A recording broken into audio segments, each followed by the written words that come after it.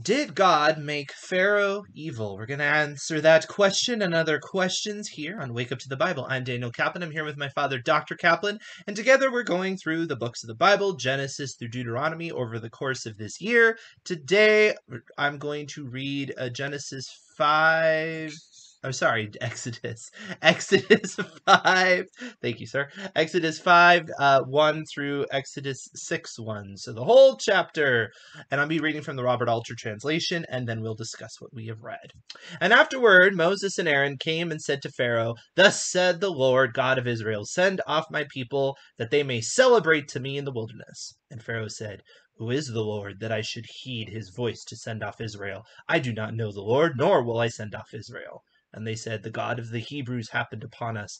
Let us go, pray, a 3 days' journey into the wilderness, that we may sacrifice to the Lord our God, lest he hit us with pestilence or sword." And the king of Egypt said to them, "Why, Moses and Aaron, do you disturb the people from its tasks? Go to your burdens." And Pharaoh said, "Look, the people of the land are now many, and you would make them cease from their burdens." And Pharaoh on that day charged the people's taskmasters and its overseers, saying, "You shall no longer give the people straw to make the bricks as in times past. They themselves will go and scrabble for straw. And the quota of bricks that they were making in the past you shall impose upon them. You shall not deduct from it, for they are idlers. Therefore do they cry out, saying, 'Let us go sacrifice to our God.' Let the work be heavy on the men, and let them do it, and not look to lying words." And the people's taskmasters and its overseers went out and said to the people, saying, "Thus says to Pharaoh, I give you no straw, and for you, fetch yourself straw wherever you find it, because not a thing is to be deducted from your work."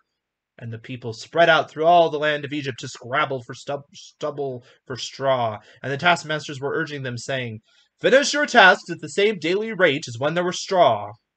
And the overseers of the Israelites, whom Pharaoh's taskmasters had sent over them, were beaten, saying, "Why have you not completed your tally for making bricks as in times past, neither yesterday nor today?" And the Israelite overseers came and cried out to Pharaoh, saying, "Why should you do this to your servants? Straw is not given to your servants, and bricks they tell us make. And look, your servants are beaten, and the fault is your people's."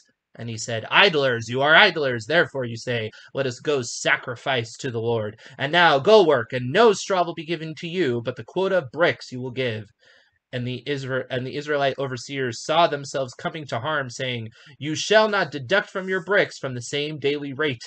And they encountered Moses and Aaron, poised to meet them as they came out from Pharaoh. And they said to them, "Let the Lord look upon you and judge, for you have made us repugnant in the eyes of Pharaoh and in the eyes of his servants, putting a sword in their hand to kill us." And Moses went back to the Lord and said, "My Lord, why have you done harm to this people? Why have you sent me? Ever since I came to Pharaoh to speak in your name, he has done harm to this people, and you surely have not rescued your people." And the Lord said to Moses, "Now you will see what I shall do to Pharaoh, for through a strong hand will he send them off, and through a strong hand will he drive them from his land." So there we go. You have something to say? I can Yes, tell. we've already done this. Yes. Oh, you knew that? Yes. Okay. We're having to re-record this because there was a technical problem. Oh, I'm sorry. My Okay. dad's like, "Didn't we read this before?" Yes, we have. This is a second take because we had a technical problem. A little behind the scenes of Wake Up to the Bible. Anyway, Okay. now that we've gotten over that, do you remember those eloquent things you said the last time? Because you're going to have to say them again.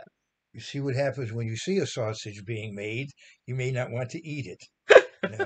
No, just hang in there, hang with us. I would like to make the same statement I made earlier, Good. It was very and maybe nice. I'll add to it. Sure. It's always darkest before the dawn. That's right. There was a great rabbi who went back to Europe when he could have stayed and died in the Holocaust. He wanted to be with his people. He left on the verge of World War II. He was in America fundraising. They told him stay, and he went back and died with his people, Rabbi Elchanan Wasserman. And he made the comment that right before a candle goes out, right before the light goes out, there's one last kind of explosion of light, and then it disappears. So that was another point that he made. It was a very profound point. He wrote a booklet called "In the Footsteps of the Messiah." He believed that the Holocaust was a prelude to the Messianic age. Unfortunately, it hasn't come as early as he would have expected. It's generally the case. Yeah, right. Um, unfortunately. Yeah. Now, it's interesting how this starts because the beginning of it is that what they're asking of Pharaoh is to have a celebration. It's a festival. So something that I think people lose sight of, that the way that this whole thing gets started is a demand to keep a festival, and that demand is not kept.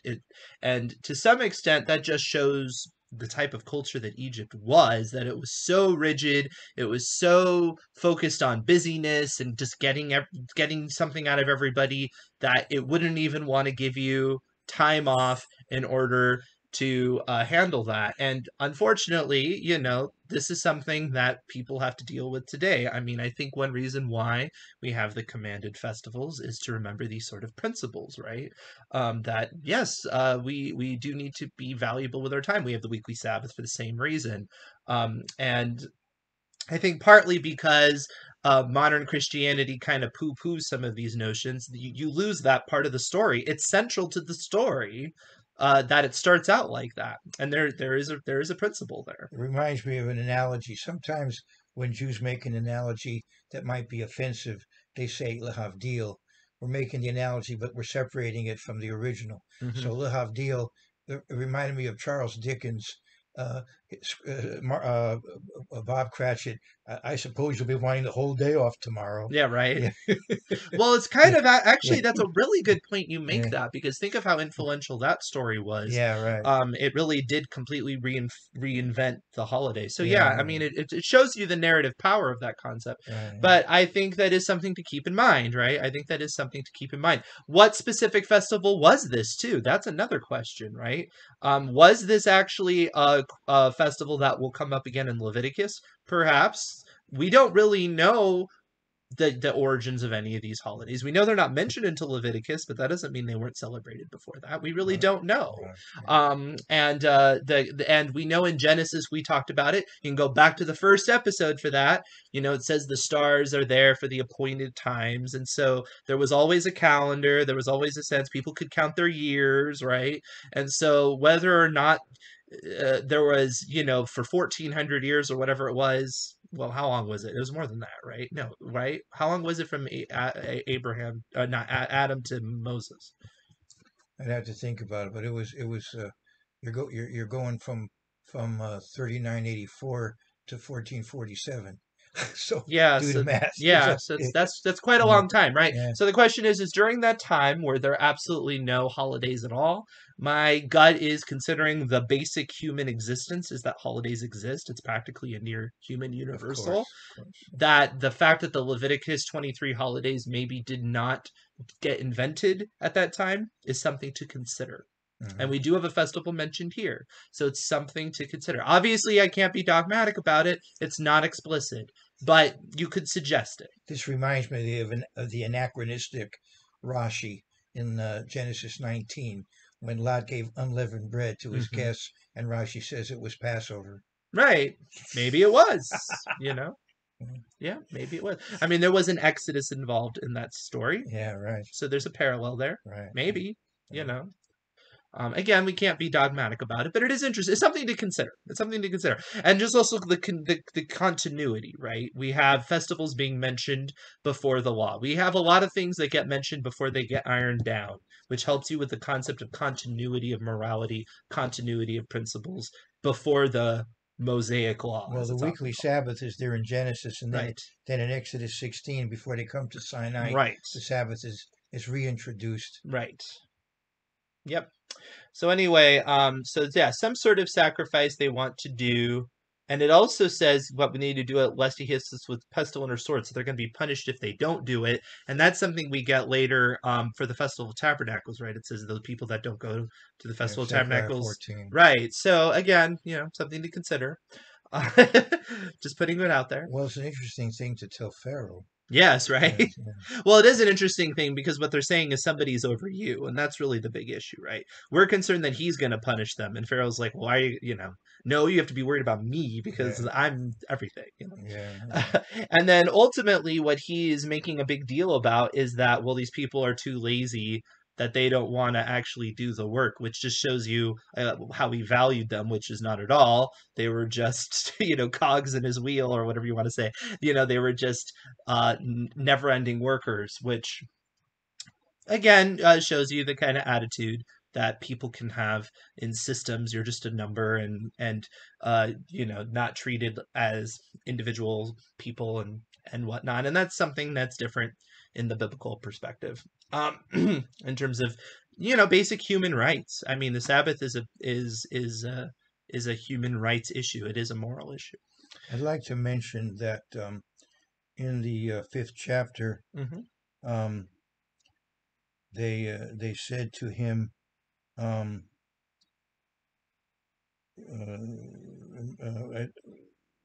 Where? And they said to them, this is to Moses and Aaron, Mm-hmm. verse 21, let the Lord look on you and judge, because you have made us abhorrent in the sight of Pharaoh and in the sight of his servants, to put a sword in their hand to kill us. Right. He comes to deliver them, and they're angry with him now, and they're blaming him for their trouble. Mm-hmm. So what a test for him and for them. It's quite an interesting situation where he comes to save them, and now they're worse off because of what he did. Yeah. What is it? What the thing that I find intriguing about that, though, is that Moses immediately goes back to God and he's all like, "Why have you done this?" and blah blah blah. Well, But God told him that was what was going to happen. So it is kind of interesting because he made this whole point. He was like, "I'm going to harden the heart of Pharaoh, and he's not going to want to do it," and all. And it's almost like he forgot. I mean, I don't want to say that he forgot, but it is interesting. No, I think the Is fact he that, just questioning that's the no, method? I think the fact that their situation got so much worse is what got to him. It's just They're interesting so though much because worse off than when he came. yeah, but isn't that exactly what he said was going to happen? No, he said he wouldn't want to let him go, but he didn't say it was going to make things worse. I think that was a surprise to Moses that things got worse. Yeah, he just says he will toughen his heart and will not send the people away. I guess you're right. Okay, so he did not actually warn him. I'll give Moses more credit. He was not actually warned that the situation would get worse. What he was saying is that it was going to be difficult to convince him to let them leave, which is not exactly what's happening. But it is interesting because he says, "You have done harm and you surely have not rescued," as if he thought they would be rescued that fast when God implied that wouldn't be the case. So I think Moses was at least questioning his method, if not kind of forgetting what the point was. He was being a bit whiny, but you can understand why. Fair enough, yeah. And then God responds, "Now you'll see what I shall do to Pharaoh, for through his strong hand will he send them off," and blah blah blah. And here, this shows God's patience to Moses. Right. He could have said, "How dare you question right? me about this? Right, of course he Give could. me you just got back here." Right. But he doesn't do that. Yeah. Moses is only a man. I mean, essentially, too, it's a reasonable question. Right. Because he's not judging God. He's just asking a question. You can say it's a provocative question because the implication is that maybe you should be doing something different. Yeah, there you go. But he's not actually saying what he's doing is bad. He's just asking the question, why are you doing it this way? Doesn't this seem counterintuitive? So that's there is a respectful construction to the question, even though it's a challenging question. It's like going up to a teacher and it's like, well, why did you phrase it that way? It kind of implies that maybe they should have phrased it another way, but it also gives them the opportunity to explain why they phrase it that way. It works both directions. So, anywho, but going back to what we were starting with, did God make Pharaoh evil? Here's the thing, it says there, I shall do to Pharaoh, and then he talked about hardening his heart. What exactly does that mean? I have a theory, or I have a thought, which is not unique to myself, as to what the hardening of Pharaoh's heart actually means. But I'm curious what you think when it says, "I will harden the heart of Pharaoh." How do you interpret that? Does he say that? God says that earlier, not in this chapter, but he said it earlier. Yeah, he says it in chapter 4, at least in the Robert Alter translation. Let's go back. He says it other times as well. Well, that's later, but I want to see where. Yeah, 4:21. He says, "But I, on my part, shall toughen his heart," is how Robert Alter puts it. I don't know what they have, what you have. But I will harden his heart. Yeah. Okay, so then the question is, what exactly does that mean? Does that mean that God was suspending, if there is such a thing as free will, on Pharaoh and making him do what he wants, or what? What do you think? Was he made that way in the first place? That's another question. No, I think that he was such a tyrannical person that that when he might have weakened, it seems like God influenced him to you know to go to his seamier side in order to finally teach him a lesson. Mm-hmm. That's how you take it? I that's yeah. Yeah. I'm open to other options. No. I understand. My perception of hardening a heart is like, so if you think of it conceptually, right? Heart is like your seat of your emotion. It's like the essence of you. I think what he's saying is that um he is enabling Pharaoh to be his boldest self, which is not a good thing. He is removing the inhibition of Pharaoh to reveal the full nature of who he is. So I think that he's not really getting Pharaoh to be more evil. He is just emboldening him to be his true self. That's a good way to put it because the language in the Bible is often concise, and one has to kind of think through Mm-hmm. what the concept is. It's like strengthening your resolve. Yeah, Is what I think. yeah. I don't think he made the resolve in the first place, right? So the question, Right, to yeah. answer the question, did God make Pharaoh evil? I would say the answer is no. I would say Pharaoh did choose to be evil. This is my perspective, and I know, sorry, Calvinists. Pharaoh did choose to be evil, but I do believe that God intervened and allowed Pharaoh to be as evil as he was going to be. And perhaps if God didn't intervene, he would not have acted so boldly in his evilness, as it were, right?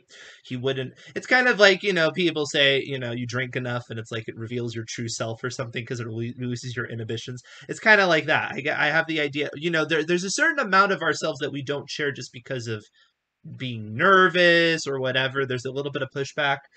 This is strengthening his resolve, is what I take it as. But he is accountable for what he did because he was not a puppet. That's my opinion.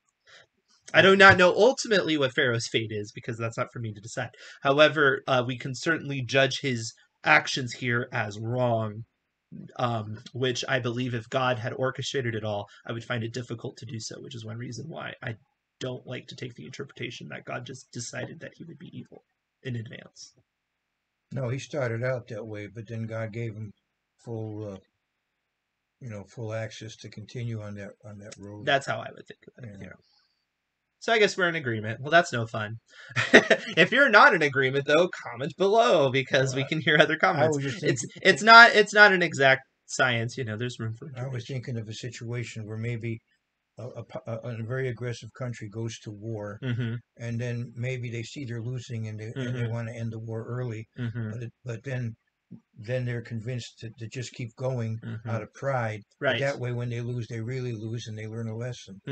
Like what happened, frankly, in World War II. Yeah, no, exactly. It does happen, right? Yeah.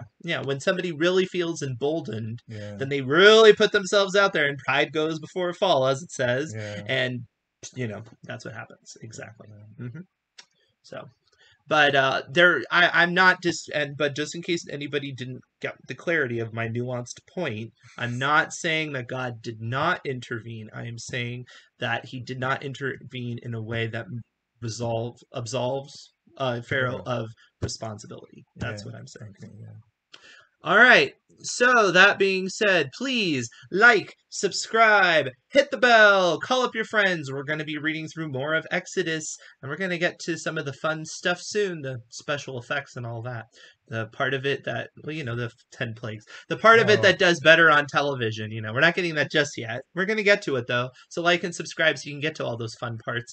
And we'll see you tomorrow.